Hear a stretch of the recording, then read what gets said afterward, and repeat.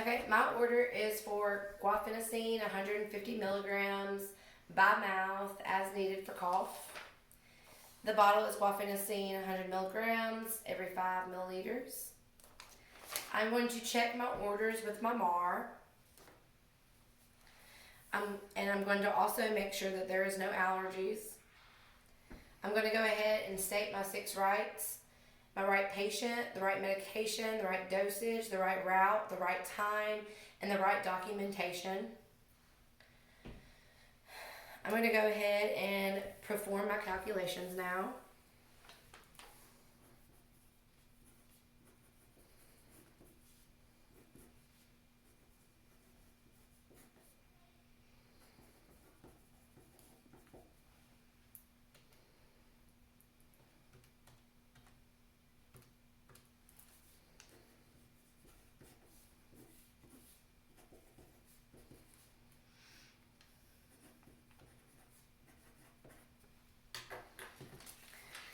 I am going to check my calculations with another nurse in the facility to make sure it is correct, but it should be 7.5 milliliters.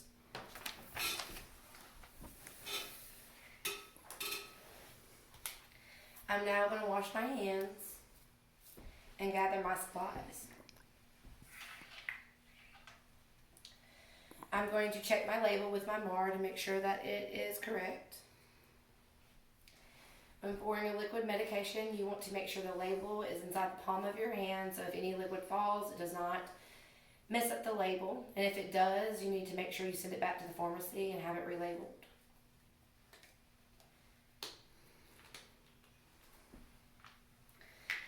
You want to make sure your cap top is on your table.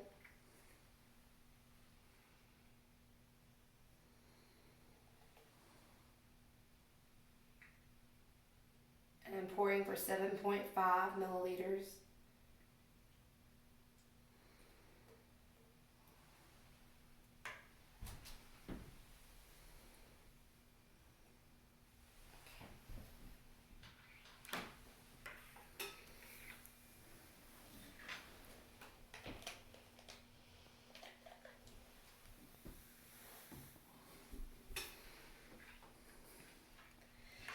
I'm now going to make notation of the 4 high alert medications.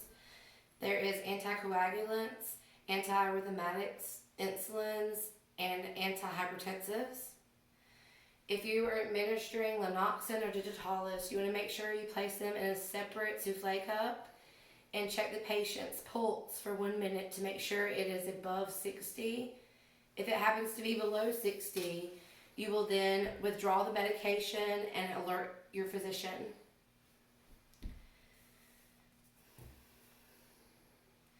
I'm now heading into my patient's room.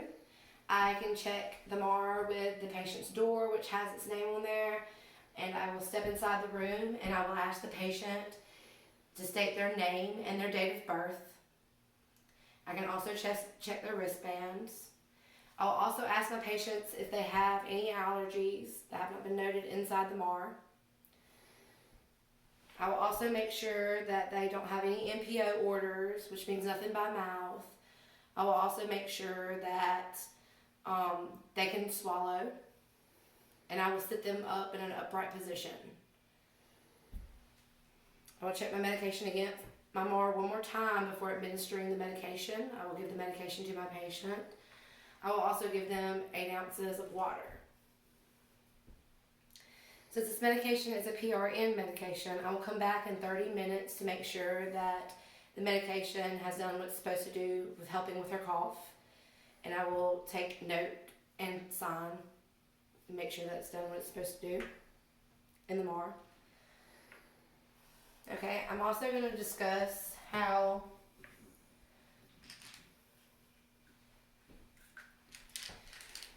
to get your pills out of a multi-dose bottle. You'll put it in your dominant hand. You will remove the lid. You make sure that the label is facing in towards the palm, just to be safe. Okay, and I'm going to tap into my lid.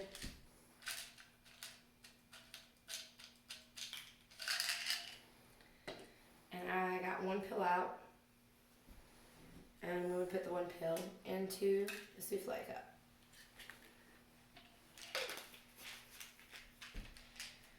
Okay. Now I'm going to discuss, you want to make sure your hands were clean before you did that process, but I'm going to also discuss how to use a pill cutter. You want to make sure the pill cutters are clean. You want to make sure it is a scored tablet. You can only use scored tablets. You cannot use a cedrocodic. You cannot use sustained release, or capsules. You will place the pill inside the cutter and make sure that the score is lined up with the blade. And you want to make sure you apply quick, steady pressure so that when it does crush the pill, that it is equally cut along the lines of the score. And if you're cut the wrong space, you'll make sure that you discarded the pill according to facility policy. I'm also going to discuss how to use the pill crusher. So here's the pill earlier that I had administered into this souffle cup. You'll make sure that any device that you use is clean. You'll make sure that your pill crusher is clean. You're going to have your pill inside 1 souffle cup. You're going to layer it with another souffle cup. You're going to place it inside the pill crusher. You'll make sure that you do steady pushes down and make sure that the medication is completely crushed. Once completely crushed, sometimes the medication can stick to the bottom of the cup. You do not want to do this motion. You want to make sure you tap it and make sure the medication is inside the souffle cup. I'm going to use this for example, and this is my applesauce. The crushed medication will go on top of the applesauce, because if you were to pour the crushed medication in first and the applesauce second, the crushed medication will get stuck to the bottom of the plastic measuring cup. Then you want to pour it in. You want to make sure it's only 1 teaspoon so it's easy to administer to a patient.